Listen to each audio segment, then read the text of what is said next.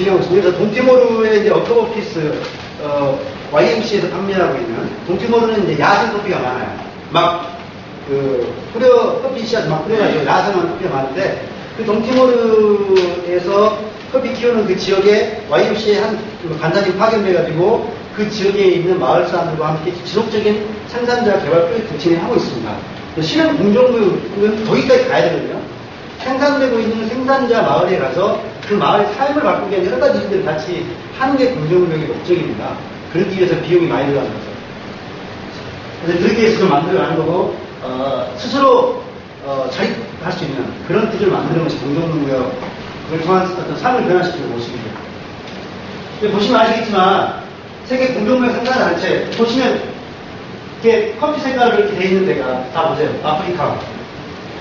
이게 남아메리카 쪽이 남미 쪽이 굉장히 많죠. 멕시코 쪽이 좀 많고, 그 다음에 아프리카 지역, 그 다음에 아시아 지역. 다 어려운 대륙들, 못사는 소위 말하는 제3세계에 기표현하는데 저기발 국가 이런 데가 이 공정구역 생산단체를 표현합니다. 색깔을 보면 금방 아시겠죠. 소위 말하는 남반구에 있는, 북반구가 아닌 남반구에 있는. 세계 공정구역 현황은 이제 최근 자료를 걸렸는데, 사실 전 세계에서 공정구역 교육 규모가 얼마나 될까? 제가 다 찾아봐도요, 정확한 데이터가 없습니다. 정확한 데이터. 왜냐하면 이제 이게 아무리 FAO라는 단체도 있고 여러 단체가 있지만 다 취합되지 않고, 또 세계 무역 양도 이렇게 천차만별이기 때문에. 그래서 이제 아무튼 제가 이렇게 물어봤더니 0.1%도 안 될 겁니다. 이렇게 이야기하시더라고요. 그러니까 공정구역의 전 세계적인 규모가 그렇게 작다는 겁니다.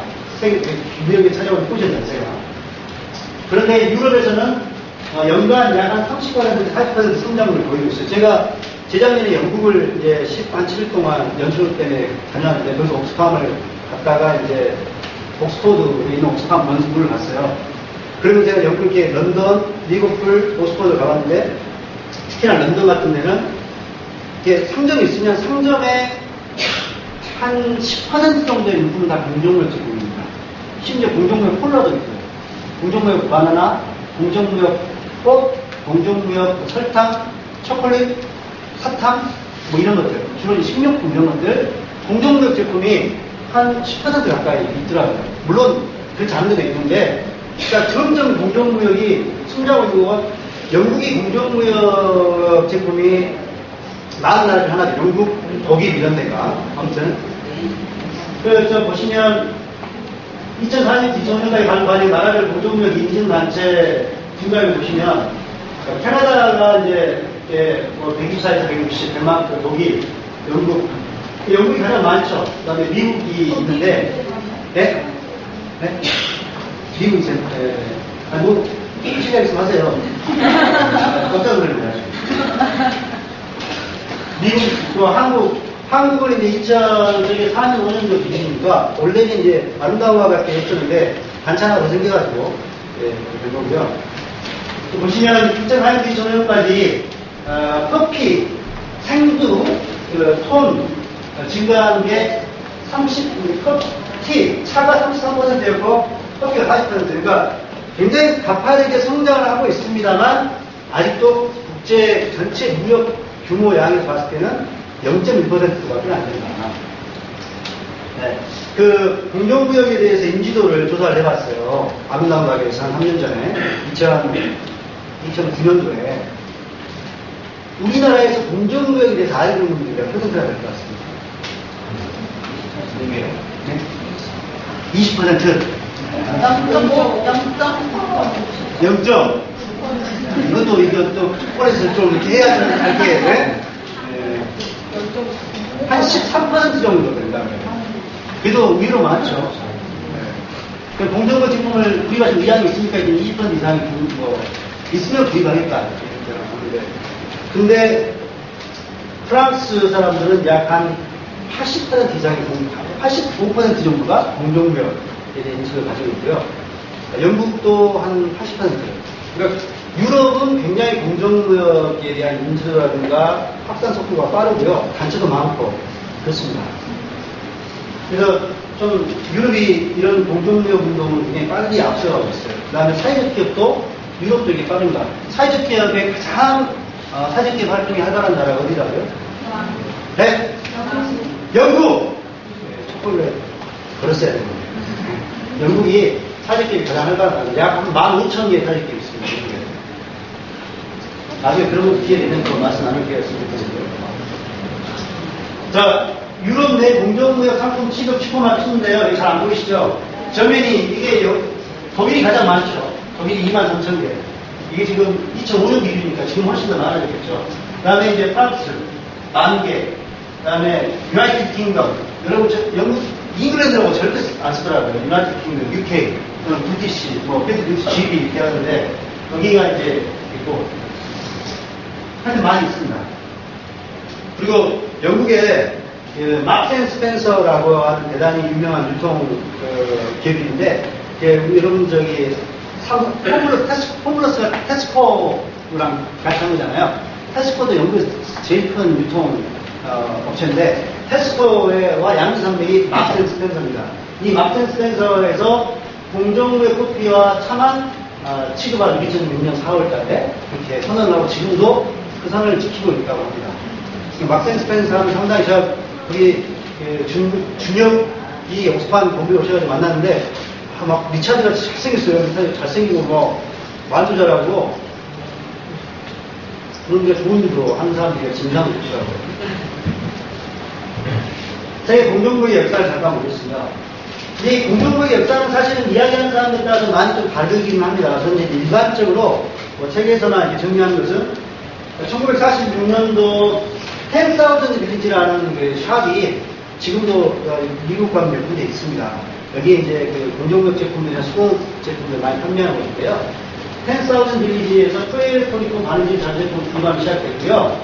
실제로 제가 아는 상식 안에서는, 또 제가 확인한 선에서는 이 공정무역 운동은요, 옥스팜이 없었으면 이렇게까지 발전할 수 없었습니다. 여러분, 옥스팜 잘 모르시죠? 좀 이따가 이야기할 텐데, 옥스팜은요, 세계 5대 개발 NGO 중에 하나예요. 세계 5대 국제 개발 NGO 중에 하나입니다. 5대 국제 개발 NGO가 뭔지 아시는? 세계, 스마트폰 이렇게 하면, 네? 세계 5대 개발 NGO. 뭐라고요? 초콜릿 하나씩 뭐라고요? 네. ESPA, IFAP, FAO, FINE. 지금 웃긴다고 봐요. 이거 공동무역 단체들이지 무슨 5대 개발 NGO예요. 제가 잘 모르게 난 뭘 보고 하셨나요? 진짜 깜짝이야. 네. 옥스팜은요, 조금 있다가 제가 넘어가서 이야기하도록 하겠습니다. 갑자기 조금 이야기하니까 제가 머리가 좀 목이 됐어요. 갑자기 지금. 네? 자기가 많이 쳐놓았잖아요. 그러니까요. 아니, 근데 갑자기 이게 막 이렇게 좀 더 이야기를, 박기장 이야기할 때 막 이야기하시니까 뭘 보고 이야기했었어요. 제가 말씀드릴게요. 옥스팜이 그 세계 5대 개발 NGO인데요.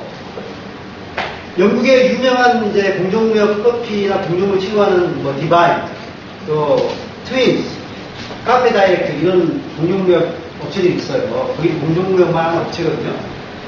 어떤 비영리 단체가 아니에요. 근데 그것들을 다 인큐베이팅 하는 데가 바로 옥스팜입니다. 옥스팜 GB.